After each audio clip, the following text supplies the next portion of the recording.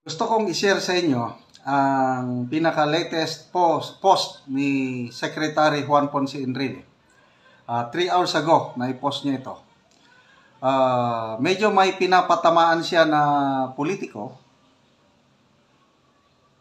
Binasa ko ang mga comments. Nako, halos lahat ng comments na binasa ko is kontra o batikos. Binabatikos nila si Secretary Juan Ponce Enrile. Okay. So, basahin ko ang post. I-determine nyo sino yung pinapatamaan niya. So much spinning. So much fear-mongering. For what? For power? For killing? For personal interest and glorification?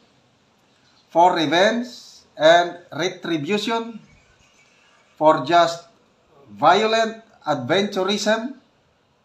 What is really behind all this noise? Patriotism? Power? Hunger? Or just plain self-interest? Ang daming question mark ha. So, dito may pinapatamaan na eh. Bahala na kayo mag-conclude. Sinong pinapatamaan? Kasi yung noise ngayon may assassinate daw, ano yun, self-interest. I warn. Ito na, may warning na si Secretary Enrile. I warn and implore the people not to allow themselves to be led and herded like sheep to the precipice by alarmist adventurers who are pretending to be patriots with dubious agenda. Sino kaya ang pinapatamaan niya? Patriots with dubious agenda. Turning back would be too risky and arduous. Think and ponder very carefully before you jump into the abyss. Their premise does not support their predicate. Medyo malalim itong post niya na ito. Kaya lang, sa mga nakakaintindi, klaro kung sinong pinapatamaan. I-comment nyo, sinong pinapatamaan. Nanawagan siya sa mga tao na huwag basta-basta sumakay o sumama. Dahil baka daw mahulog kayo sa abyss. Okay. Ito, binasa ko ang mga comments, nabigla ako. Ito, most relevant na lang. Halos 1,000 na ang comments. Israel Sebastian Ella Estrada. Our future is at stake. But your family's future will last 10 times a lifetime of an ordinary Filipino struggling to meet their needs in life. We are fooled by this administration.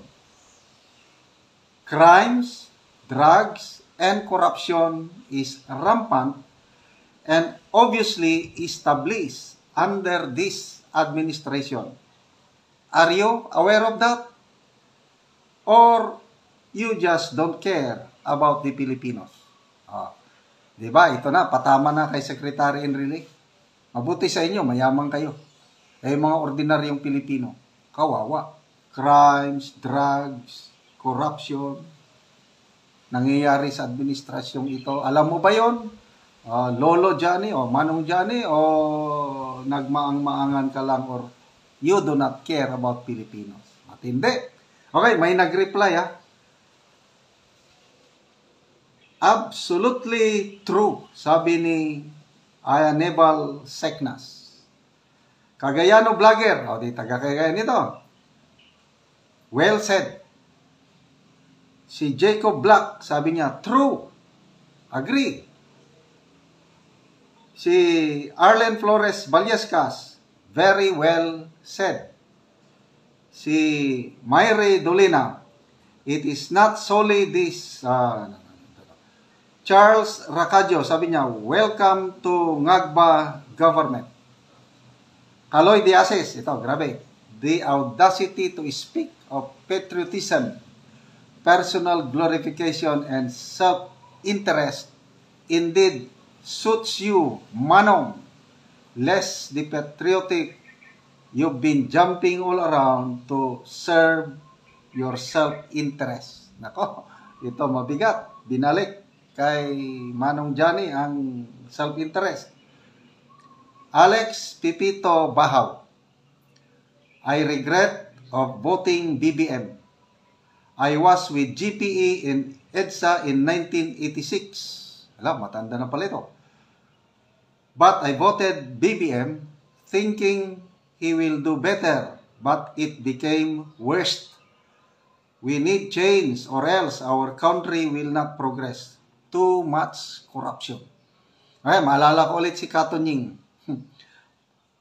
All out support siya sa Marcos administration, si Katunying. Kaya lang, hindi na nakapagpigil si Katunying, nagsalita na.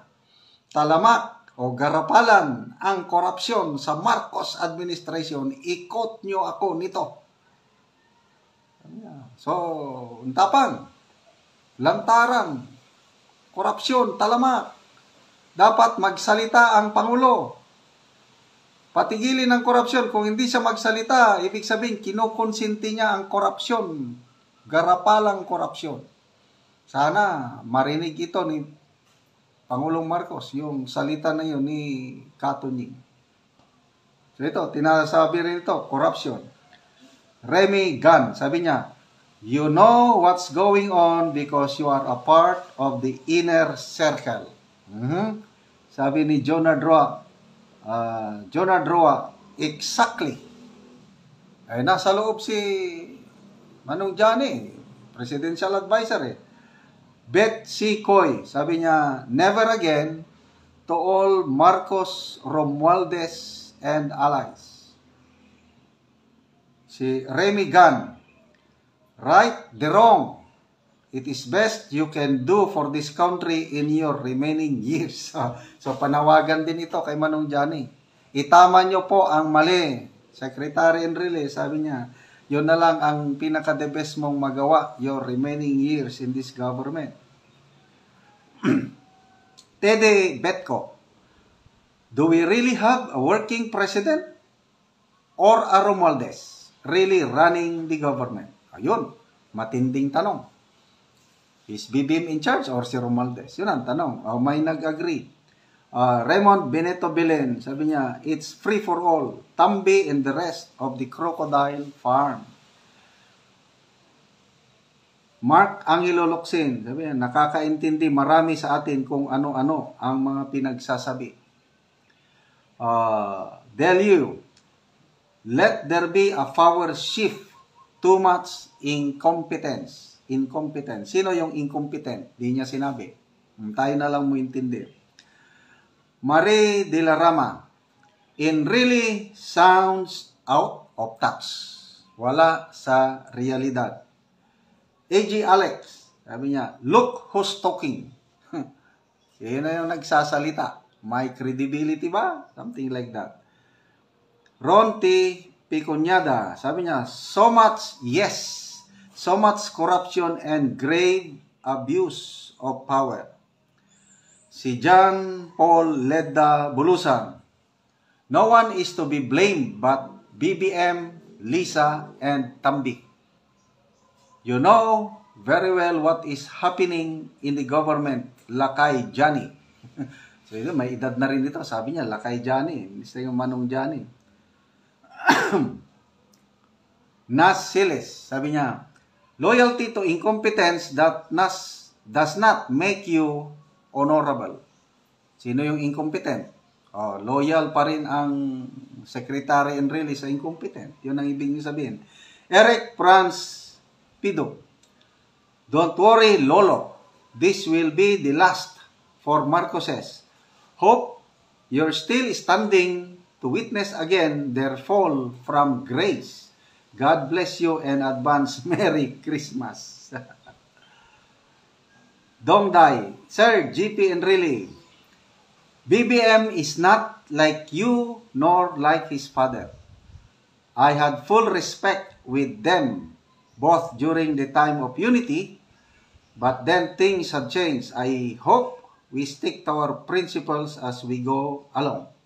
Okay, so yun po.